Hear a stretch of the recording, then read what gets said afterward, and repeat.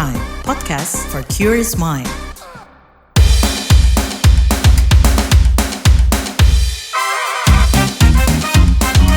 Kamu lagi dengerin podcast What's Trending.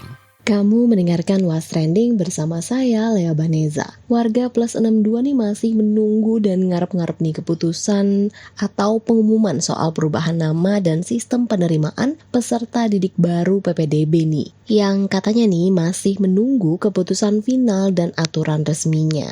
Emang kayaknya masyarakat Indonesia tuh masih harus bersabar gitu ya menanti, karena Kepala Biro Komunikasi dan Hubungan Masyarakat Kemendikdasmen Anang Ristanto mengatakan kalau reformasi PPDB di tahun ajaran 2025-2026 masih terus dibahas. Tapi nih beberapa bocoran yang udah muncul ke media adalah perubahan PPDB menjadi sistem penerimaan murid baru atau SPMB.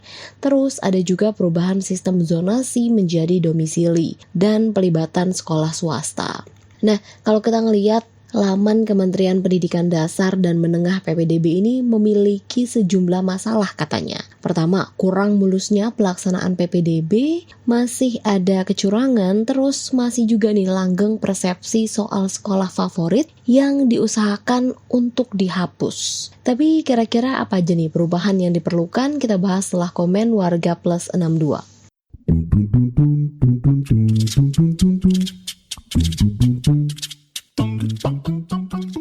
Yang pertama, komentar @jamxx.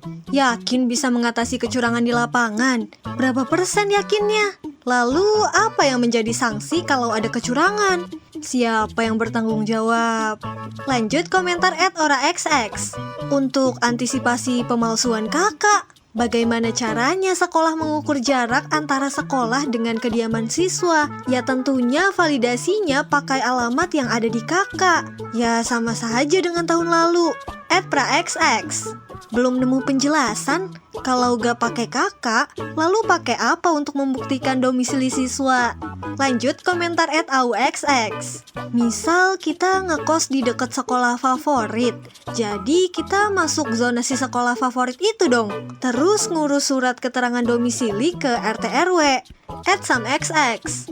Alhamdulillah, gue setuju banget ini pakai jarak rumah. Secara rumah gue di Gatot Subroto di Andar Lampung dekat dengan Sudirman. Kemarin aja pas anak masuk salah satu SMA negeri, sampai guru survei ke rumah karena jarak cuma 100 meter masuk. Lebih baik lagi ini dengan jarak rumah.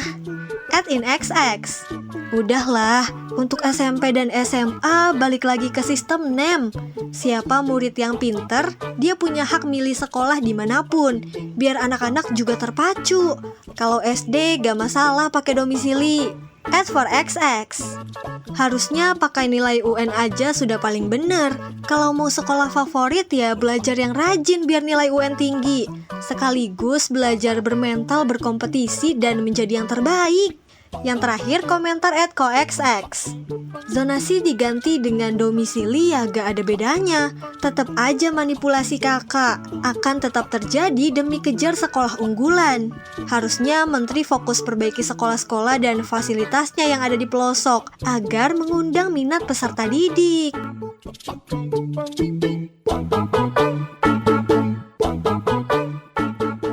Ketua Asosiasi Keahlian PB PGRI Sumardian Syah ini melihat perubahan sektor pendidikan tidak bisa hanya dilakukan dari sisi perubahan sistem, tapi semestinya perubahan dan peningkatan kualitas ini ditunjang kelengkapan infrastruktur fasilitas belajar di sekolah sampai peningkatan kualitas guru-gurunya, sehingga masalah sekolah favorit dan non-favorit tidak mengakar di masyarakat. Langsung aja nih kita bahas. Pak, aku mau tanya terkait dengan PPDB nih Pak. Ini kan yang dilihat kan sebenarnya pemerintahan yang baru nih pengen membuat perubahan-perubahan gitu ya Pak. Mulai dari istilah PPDB yang jadi SPMB nih Pak.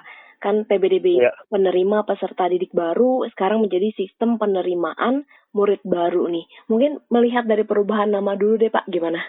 Jadi begini Mbak, terkait dengan perubahan nomenklatur, kami melihat sejauh ini masih sebatas wacana ataupun statement politik. Sebab apabila kita ingin mengetahui secara lebih detail, secara lebih operasional, tentu kita berharap ada Permendikbudristek ya, atau sekarang Permendikdasmen yang mengganti Permendikbudristek mengenai sekolah zonasi. Nah, itu yang pertama, Mbak. Jadi kami melihatnya masih sebatas diskursus, kemudian statement-statement politik, karena sejauh ini peraturan ataupun regulasi pengganti Permendikbudristek tentang sekolah zonasi, penerimaan peserta didik baru dengan jalur zonasi, itu belum ada berupa Permendikdasmen. Nah, itu satu. Yang kedua, kami melihat berdasarkan wacana-wacana yang berkembang, bocoran dari staf khusus atau bahkan dari Pak Mendikdasmen ya, tentang perubahan nama dari PPDB menjadi penerimaan murid baru, sejauh ini hanya pergantian frase nama saja gitu loh. Tapi kita hanya ingin menyampaikan bahwasannya penggunaan istilah murid ataupun frase murid itu jangan sampai bertabrakan dengan nasional atau undang-undang guru dan dosen, sebab istilah berdasarkan nomenklatur yang resmi berdasarkan undang-undang adalah peserta didik. Nah, jadi juga jangan sampai penggunaan satu istilah baru itu justru malah menabrak peraturan ataupun regulasi perundang-undangan yang sudah ada. Seperti itu, Mbak. Pak, tapi kalau misalnya melihat urgensi dari perubahan PPDB sendiri, perlu nggak sih Pak, dan apa aja sih yang perlu dirubah? Ya, jadi kalau kita berbicara ke arah substansi lebih dari sekedar pergantian nama, tentu kita menyambut baik mengenai adanya penyempurnaan sistem PPDB ataupun sistem zonasi yang hari ini bocorannya dikenal sebagai penerimaan murid baru. Hal yang paling prinsipil terkait dengan zonasi adalah kita berharap ke depan zonasi itu diterapkan secara berdiferensiasi. Dia harus memperhatikan karakteristik daerah, karakteristik lokalitas. Nah, itu yang pertama. Sebab bisa jadi ada sekolah yang dia kekurangan murid. Tapi bisa jadi ada sekolah yang dia kelebihan murid.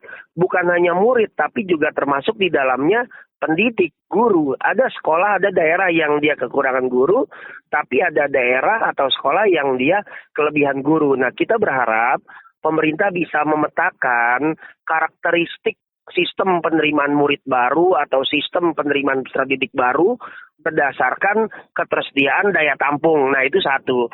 Jangan sampai nanti jumlah pendaftar jauh lebih banyak daripada ketersediaan daya tampung. Lalu juga memperhatikan bagaimana ketersediaan guru, termasuk standarnya, dan juga infrastruktur, sarana prasarana pendidikan.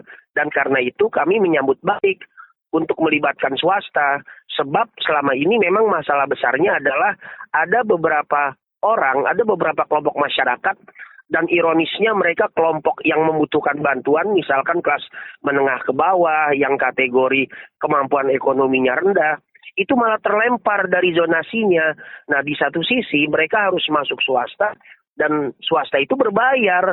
Nah, jadi saya pikir dengan melibatkan sekolah swasta untuk program sekolah gratis atau swasta menjadi bagian dari satu sistem zonasi di mana ada kuota untuk afirmasi mereka yang kategori tidak mampu, itu juga membantu meringankan problematika kekurangan daya tampung yang hanya selama ini mengandalkan sekolah negeri. Seperti itu, Mbak. Oke, berarti rencana untuk pelibatan swasta kalau ada anak-anak yang nggak diterima di negeri beralih ke swasta dibayarin sama pemerintah, itu setuju berarti ya Pak ya? Itu cukup jelas. Ya, setuju. Kami menyambut baik dan sejauh ini pemerintah DKI Jakarta itu akan menjadikan program itu sebagai prototipe untuk tahun 2025 ya. Kita juga masih menunggu regulasinya, Mbak. Kita masih melihat nanti implementasinya. Tapi spirit untuk melibatkan sekolah swasta sehingga nanti anak-anak yang tidak tertampung di sekolah negeri itu bisa tetap bersekolah di swasta dengan dibiayai oleh negara. Yang paling penting sekolah swastanya nanti kita buat, Mbak, standarisasinya dan kualifikasinya. Sebab kan ada sekolah swasta yang sudah kategori bonafit seperti Al-Azhar, Lab School, itu kan juga rasanya mustahil ya kalau memang itu yang dibantu oleh negara. Nah, jadi kita juga perlu memperhatikan mungkin sekolah-sekolah taman siswa, PGRI, sekolah NU, sekolah Muhammadiyah yang dana operasionalnya minim ya. Nah, negara bisa membantu di situ. Dan peningkatan mutunya harus standarnya itu disamakan sehingga nanti tidak ada lagi gap pendidikan dalam satu republik, bahkan dalam satu provinsi ataupun dalam satu kota. Tapi kan kalau misalnya kita ngelihat di beberapa daerah aja gitu ya Pak ya, yang namanya sekolah favorit dan non favorit ini kan masih jadi masalah gitu ya Pak, di mana yang satu sekolah nih sampai kelebihan murid sampai terancam nggak bisa lulus gitu ya. Tapi di satu daerah ada yang muridnya cuma 1-2 gitu, mereka kekurangan murid malah. Nah, apakah mungkin perubahan sistem PPDB atau masalah yang ada di PPDB ini apa nih Pak yang mesti dibenahi supaya masalah ini tuh ke depannya bisa terselesaikan gitu? Jadi masalahnya bukan di sistem, karena sistem zonasi sudah clear and clear, pendidikan untuk semua dengan mengedepankan afirmasi orang yang tinggal di sekitar wilayah sekolah. Nah, justru persoalannya ada di paradigma masyarakat, mindset masyarakat, sebagian masyarakat yang masih ada ataupun masih melihat sebagian sekolah favorit dan sekolah lain tidak favorit. Nah, jadi persoalannya di persepsi masyarakat, Mbak. Bukan di aturannya ya, bukan di sistemnya, karena sistemnya, aturannya udah jelas clean and clear.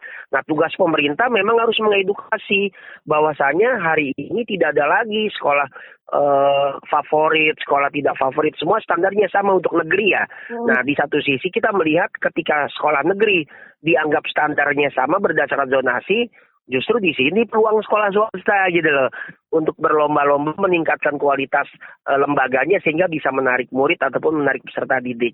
Jadi sebenarnya sistemnya fair untuk sekolah-sekolah yang dikelola negara, dibiayai oleh negara, standarnya sama. Asumsinya ya, pendidikan untuk semua. Swasta yang dikelola oleh masyarakat, mereka harus berlomba-lomba meningkatkan kualitas dirinya sehingga diminati oleh masyarakat. Nah, jadi harapannya terjadi pasar persaingan pasar secara sehat terkait dengan pendidikan itu sendiri, di mana pendidikan melibatkan negara dalam hal ini sekolah negeri dan juga ada partisipasi masyarakat dalam hal ini sekolah-sekolah swasta. Seperti itu, Mbak. Problematikanya ada di persepsi paradigma sebagian masyarakat yang masih menganggap masih adanya favorit ataupun tidak favorit. Padahal faktanya secara sistem, secara aturan, hal itu sudah tidak dikenal lagi, begitu. Pak, ini kalau terkait dengan sekolah, oke lah Pak. Kita kan pemerintah juga bilang kalau namanya standar itu tetap kalau negeri itu sama rata. Tapi apa nih Pak yang menyebabkan masyarakat ini tetap berpikir kalau enggak sekolah ini ketimbang yang ini tuh lebih bagus loh gitu. Apakah memang ada beberapa sekolah yang secara fasilitas atau mungkin guru-gurunya dirasa lebih baik gitu? Jadi mengapa ada persepsi seperti itu? Yang pertama, sekian puluh tahun negara ini membangun pendidikan dengan model kastanisasi. Kita ingat dulu ketika kurikulum 2006, lalu kurikulum 2013, itu ada model sekolah RSBI ya, rintisan sekolah berstandar internasional. Lalu ada lagi sekolah-sekolah negeri yang kategorinya favorit karena banyak meluluskan murid-muridnya ke perguruan tinggi misalkan. Nah, jadi waktu yang lama yang berjalan selama ini itu membangun persepsi yang kuat di masyarakat. Dan harus diingat Mbak, mereka punya lulusan yang cukup loyal terhadap alma maternya. Misalkan ya, SMA 8 yang banyak artis, banyak pejabat. SMA 70 kan gitu ya. SMA 6 Jakarta, ini konteksnya di Jakarta. Atau misalkan beberapa sekolah di Jawa Tengah, di Semarang yang kategorinya pernah menjadi sekolah-sekolah unggulan yang sudah banyak meluluskan alumni-alumni yang hari ini menjadi orang sukses. Nah, itu tidak bisa dihindari sekian waktu menggunakan sistem yang memungkinkan terjadinya dikotomi, kastanisasi, dan juga ada sentimental dari para lulusan. Misalkan dulu orang tuanya alumni sekolah A sebagai orang besar, ya dia pasti ingin anaknya masuk situ kan gitu. Nah, jadi itu yang pertama yang menyebabkan itu. Kedua, memang betul Mbak, terjadi gap infrastruktur, gap mutu, karena selama ini pemerintah itu belum memenuhi pemerataan standar nasional pendidikan, terutama standar sarana prasarana dan standar pendidik.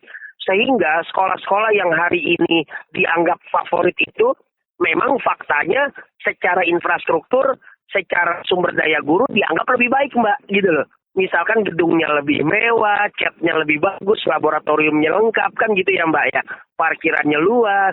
Nah, jadi memang itu ya lagi-lagi karena warisan dari kebijakan sebelumnya yang membuat masyarakat mempersepsikan seperti itu.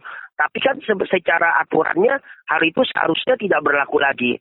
Nah, jadi tugas negara adalah selain melakukan proses edukasi, sosialisasi ke masyarakat, harus ada pemerataan standar nasional pendidikan, terutama standar pendidik untuk guru-guru tenaga kependidikan, dan juga standar sarana prasarana.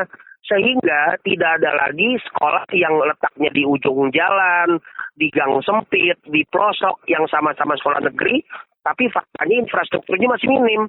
Guru-gurunya belum S1 dalam mengajar atau tidak linear sesuai dengan bidangnya.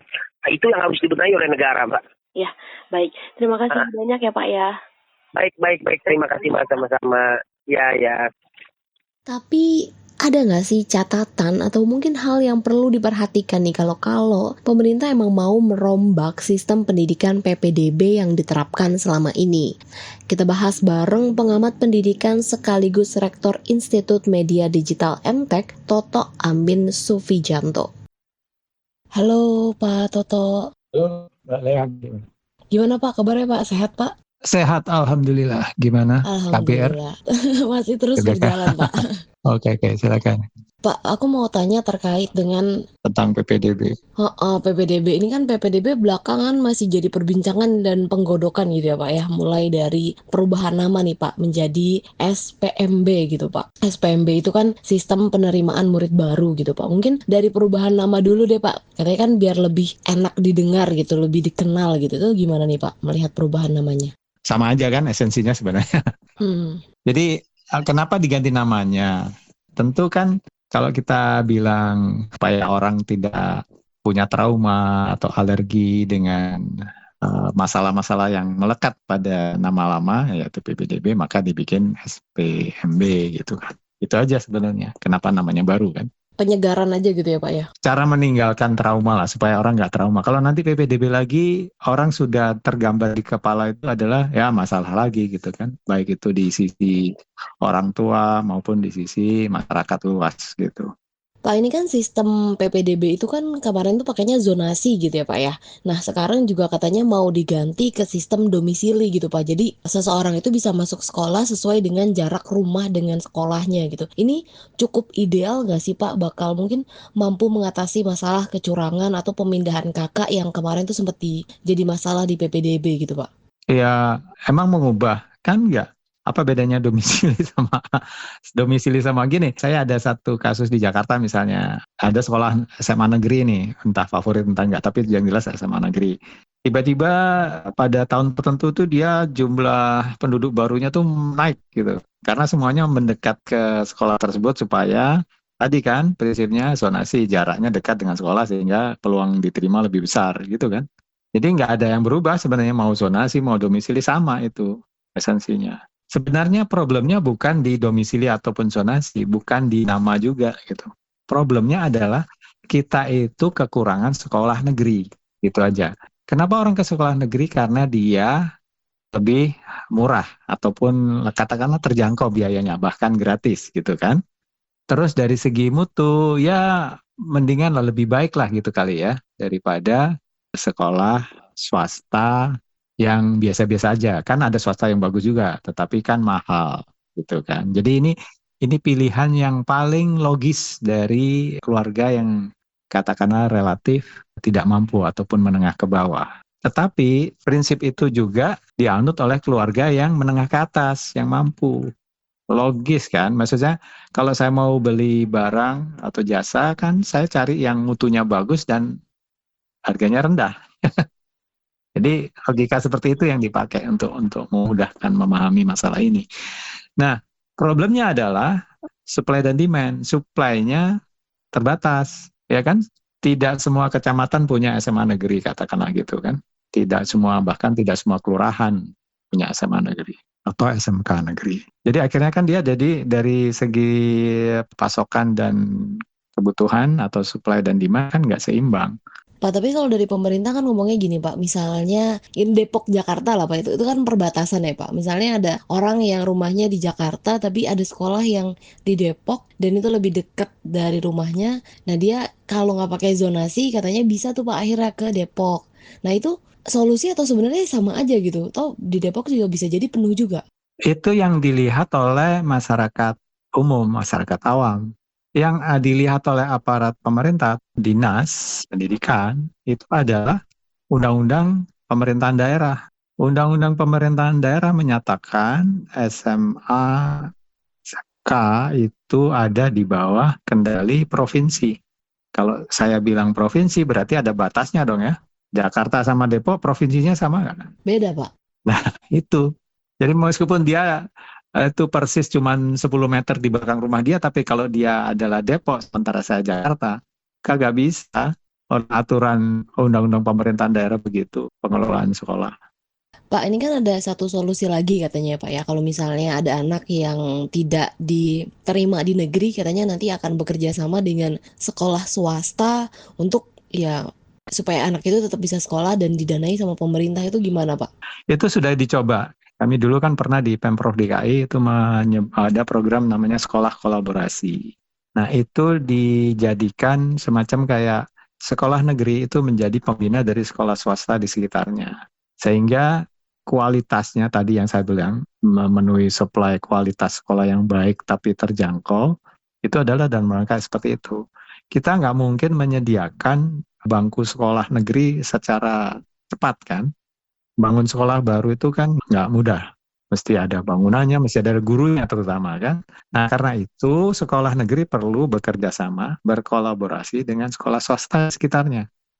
Nanti sekolah swasta di sekitarnya itu akan mendapatkan gini, kalau dia misalnya ini anak mendaftar ke sekolah SMA negeri X gitu ya, nah dia nggak diterima tapi dia sebenarnya diterima di sekolah itu tetapi ditempatkan di sekolah swasta di pilihannya di sekitar situ, karena itu kan zonasi jadi pasti dekat-dekat rumah dia juga gitu.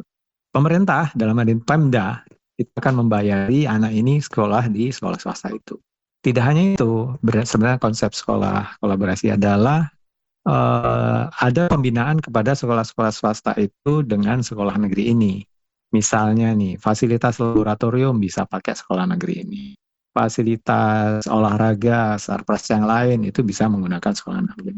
Kemudian di sekolah swasta itu nanti akan dipasang pelang, ini adalah sekolah kolaborasi dengan SMA negeri X ini. Gitu.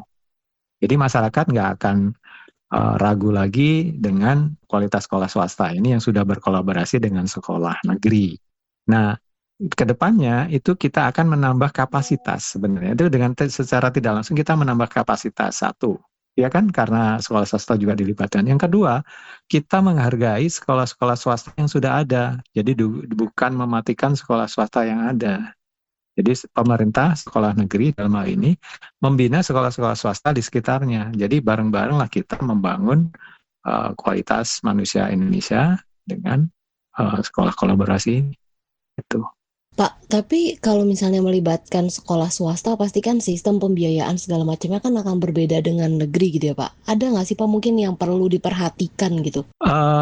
Ya tentu proses akuntabilitas ya, pertanggungjawaban. Jadi kalau saya menyalurkan katakanlah 10 anak didik baru atau murid baru istilahnya sekarang ke sekolah swasta itu, ya nanti swasta itu bikin laporan. Saya memasukkan 10 anak negeri 10 anak ini dari penyaluran dari SMA negeri X. Tadi biayanya sekian. Nah, nanti dilaporkan, nanti dari SMA negeri X dilaporkan lagi ke Dinas Pendidikan setempat untuk dimasukkan ke anggaran gitu kan. Alokasinya kan sudah ada. Jadi proses pertanggungjawabannya, laporan dan pertanggungjawabannya yang rapi. Iya. Pak Toto, mungkin dari ini kan tadi ada beberapa perubahan yang udah kita bahas ya Pak dari PPDB. Mungkin ada lagi nggak sih mungkin masalah-masalah di PPDB yang di pemerintahan sekarang ini perlu dievaluasi atau perlu diperbaiki lagi gitu? Jadi sistem pendaftarannya, proses seleksinya sampai pengumuman itu hendaknya dibuat transparan, terbuka. Keluarga ataupun anak didik itu atau murid baru itu bisa melihat prosesnya. Oke, saya masuk sekian, namanya ada semua urutan. Nanti misalnya tersingkir segala macam, urutannya turun segala macam, diisi siapa, itu semuanya jelas, terbuka semua gitu. Saya kira itu salah satu cara untuk membuat SPMB ini berjalan dengan baik, tidak ada kegaduhan, tidak ada ribut-ribut. Karena sebenarnya orang tua fair aja kok kalau misalnya proses jelas, transparan, terbuka, nggak ada masalah. Yang dikhawatirkan kan ada di bawah meja segala macam, ada yang masuk ke ada masalah moral hazard ya, ada hal-hal yang dicurigai tidak wajar gitu. Pak, terakhir mungkin terkait dengan perubahan-perubahan yang direncanakan oleh menteri yang sekarang nih Pak, pemerintahan yang baru bakal berpengaruh nggak Pak ke sistem pendidikan dan mungkin jadi jauh lebih baik nggak sih Pak? Ya, harapan kita semua tentu kan ada perubahan ya. Jadi harapannya sih tadi gini, kita fokus ke masalah-masalah yang memang menjadi perhatian di pendidikan kita yang perlu ditingkatkan gitu. Jadi menurut saya itu yang menurut saya perlu diperhatikan. Jadi problem kita banyak, iya, tetapi mungkin bisa diprioritaskan kalau boleh saya usul itu adalah tenaga kependidikan, jadi guru. Guru itu diprioritaskan dari sisi kompetensinya, ilmunya, kemudian juga cara mengajarnya itu selalu harus di-refresh, harus ditingkatkan, gitu, sesuai dengan tuntutan zaman, gitu. Surprise ya, kekurangan, ada gedung rusak ya, tetapi kalau gurunya bagus, saya kira masih bisa diatasi, gitu. Oke, baik Pak Toto, terima kasih banyak ya Pak ya. Terima kasih Mbak Lea, semoga membantu. Ya, makasih, sama-sama. Ya, sukses selalu Pak. Iya. Newsbeat. Selama liburan Imlek, diproyeksikan bakal terjadi 9 miliar perjalanan di Tiongkok. Apalagi di tahun ini, pemerintah Tiongkok menambahkan hari libur menjadi 8 hari dari biasanya 7 hari. Hari libur akan dimulai 28 Januari hingga 4 Februari 2025. Selayaknya mudik lebaran di Indonesia, selama perayaan Imlek, warga Tiongkok biasa pulang ke kampung halaman. Diprediksikan perjalanan bakal didominasi transportasi darat, kereta api, dan perjalanan udara. Beberapa wilayah yang jadi tempat perjalanan populer adalah Chongqing, Chengdu, Beijing, dan Harbin. Peningkatan perjalanan ini bakal jadi pendongkrak ekonomi di Tiongkok. Menteri Pekerjaan Umum Malaysia Datuk Seri Alexander Nanta Linggi mengumumkan pemberlakuan diskon tarif tol 50% selama libur Imlek 2025. Diskon berlaku untuk seluruh kendaraan pribadi dan di seluruh pintu gerbang tol, kecuali di titik masuk di Johor, yaitu gerbang tol Bangunan Sultan Iskandar di Jalan Tol Utara Selatan dan Second Link di Tanjung Kupang. Diskon dimulai pada pukul 00:01 sampai pukul 23:59 menit. Atas pemberlakuan diskon, pemerintah Malaysia membayar sekitar 20,09 juta ringgit sebagai kompensasi. Presiden Palestina Mahmud Abbas menolak dan mengecam wacana relokasi warganya ke negara manapun. Abbas tegas menolak pengusiran rakyatnya dari wilayah Gaza. Kecaman dikeluarkan setelah Presiden Amerika Serikat Donald Trump menyarankan relokasi warga Gaza ke Mesir dan Yordania. Abbas menyatakan warganya tidak akan meninggalkan tanah dan tempat suci mereka. Ketimbang menyarankan relokasi, Abbas meminta Trump mendukung gencatan senjata yang dimulai sejak 19 Januari 2025. Sebelumnya Trump menyarankan relokasi warga Gaza ke Mesir dan Yordania, bahkan Indonesia sempat disebut-sebut jadi lokasi relokasi.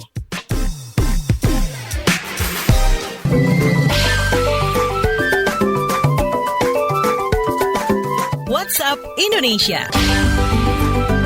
WhatsApp Indonesia kita mulai dari Pangkal Pinang, Bangka Belitung. Jelang perayaan Imlek 29 Januari 2025, umat Konghucu di Pangkal Pinang, Bangka Belitung melaksanakan tradisi cuci patung dewa dan pembersihan kelenteng. Salah satu lokasi pelaksanaan tradisi adalah kelenteng Kuan Ti Miao, kelenteng tertua di Pangkal Pinang. Tradisi cuci patung dewa dan pembersihan kelenteng dilakukan sebagai tanda penyucian diri memasuki tahun baru. Pengurus kelenteng bergotong royong membersihkan setiap bagian kelenteng termasuk altar dan wilayah sekitarnya. Selanjutnya ke Jakarta.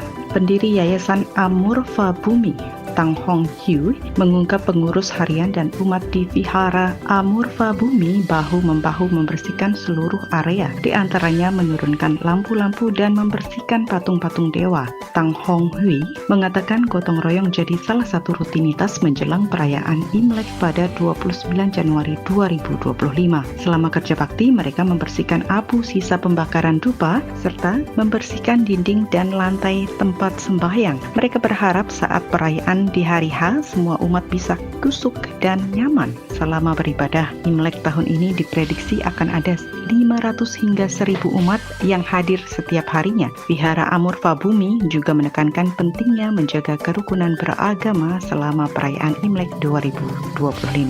Kita ke Jawa Barat. Pemprov Jabar meminta masyarakat yang menemukan pungli di tempat wisata untuk melaporkannya. PJ Gubernur Jabar, Bey Mahmudin, mewanti-wanti wisatawan agar waspada terhadap praktik pungli di tempat wisata. Pada momen libur Isra Miraj dan Tahun Baru Imlek 2025, masyarakat diprediksi akan memanfaatkan long weekend untuk berwisata. Karena itu, Bey mengingatkan wisatawan agar segera melapor ke Sapa Warga aplikasi jika menemukan pungli dan memastikan pemerintah akan menindak tegas pelaku. Untuk memastikan kenyamanan wisatawan, Bey juga mengklaim telah menginstruksikan Satuan Polisi Pamung Praja atau Satpol PP serta tim Saber Pungli untuk meningkatkan pengawasan di tempat-tempat wisata yang diprediksi akan ramai pengunjung. Demikian WhatsApp Indonesia hari ini. Terima kasih ya sudah mendengarkan What's Trending. Jangan lupa terus dengarkan podcast What's Trending di kbrprime.id dan aplikasi mendengarkan podcast lainnya. Lea Baneza mau pamit dulu. Stay safe and happy. Bye.